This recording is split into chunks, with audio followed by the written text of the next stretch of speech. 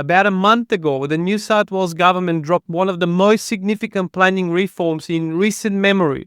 And unless you're in the trenches of property development or town planning, there's a really good chance you've underestimated just how big this is.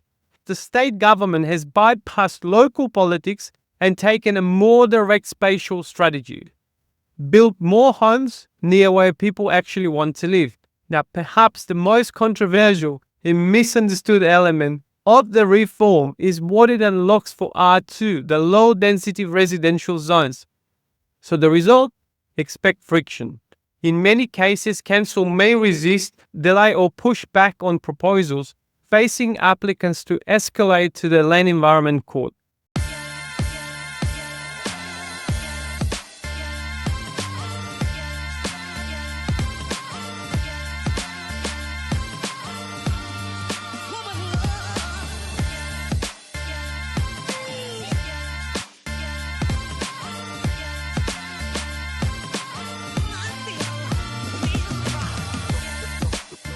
Welcome back to the PDU show, where we break down the complex world of property development one episode at a time. Now today, we're discussing a very hot topic which I'm so excited to talk about. About a month ago, the New South Wales government dropped one of the most significant planning reforms in recent memory. And unless you're in the trenches of property development or town planning, there's a really good chance you've underestimated just how big this is. It's called the Low and Mid-Rise Housing Policy, or simply Chapter 6 of the Housing SEP, and its clear goal is to dramatically increase housing supply by opening up residential zones across the state to higher density.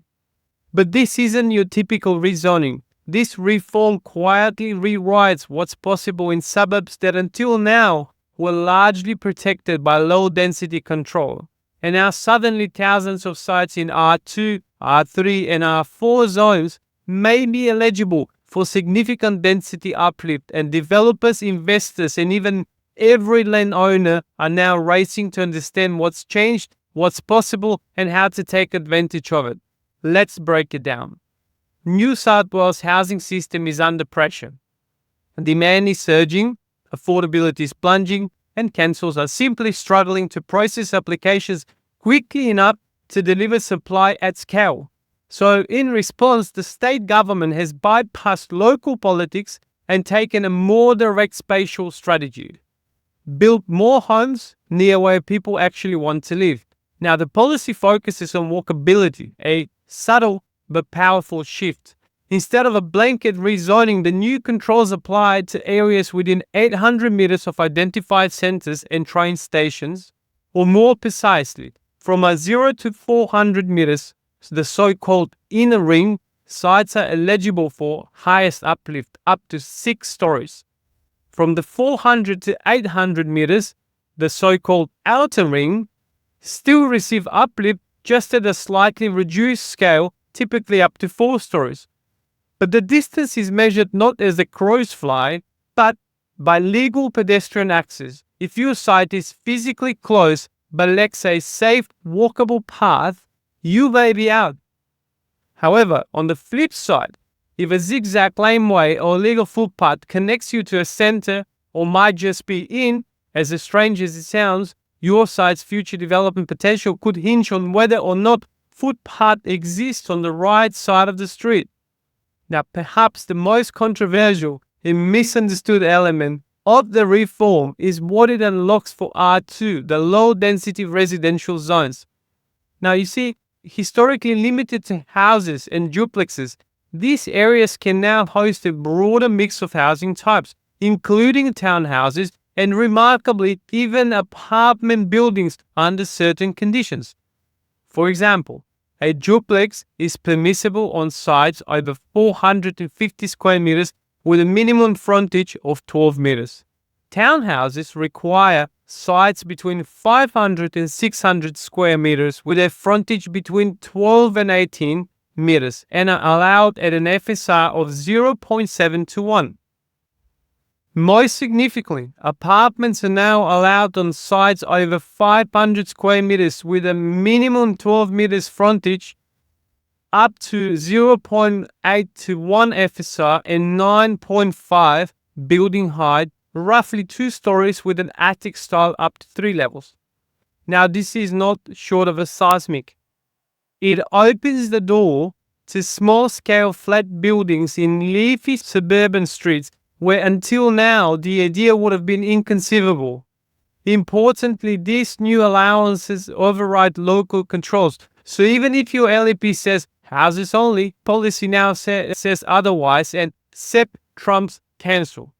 In medium and high density zones, R3 and R4, the uplift is even more significant. In the inner ring, floor space ratios climb as high as 2.2 to 1 and building heights up to 22 meters, a full 6 stories. In the outer ring, developers can now pursue 4 stories with an FSR of 1.5 to 1. The reform has switched off minimum lot sizes in certain areas, meaning a 400 meters block could now carry a 6-story potential, where the previous standard might have required 700 square meters or more. This removes a critical barrier that often frustrated urban consolidation efforts in the past.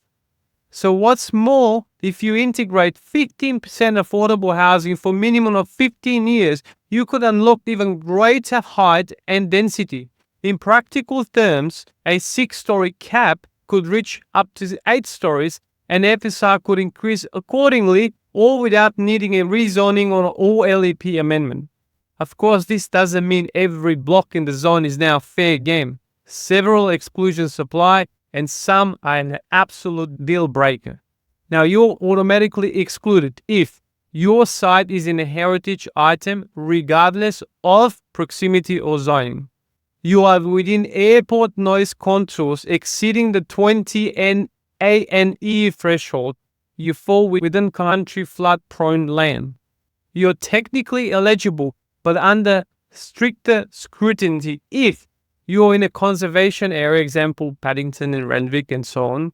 Your site is affected by overshadowing or privacy conflicts. Also, the matter of design controls. Height and FSR might be permitted, but setbacks, solar access, and ADG still apply. So, for small sites, this can be genuine constraint, especially where separation distances and communal open spaces are hard to achieve. So here's the twist.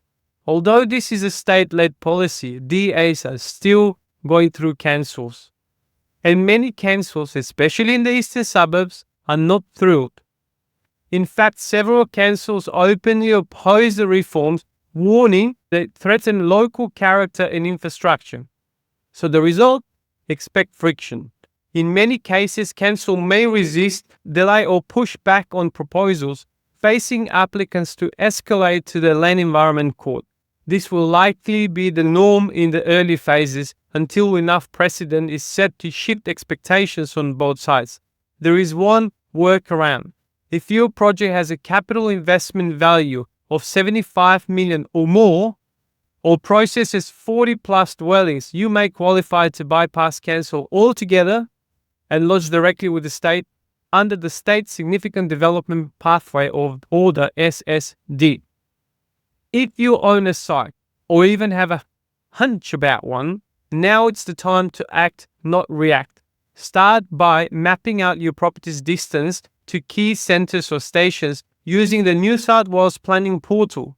Confirm your site's zoning, frontage, area, and any other constraints. Then you engage your planner or strategist to assess the feasibility under the new rules, because in many cases, the humble suburban site might be worth a whole lot more than it was just 3 weeks ago or 4 weeks ago. The window is open, but it won't stay forever. So this week's episode of Property Development Unpacked breaks the policy down in full detail, including how to measure pedestrian walking distance correctly, which sites will get tied up in solar access battles, and why some councils are already preparing for court.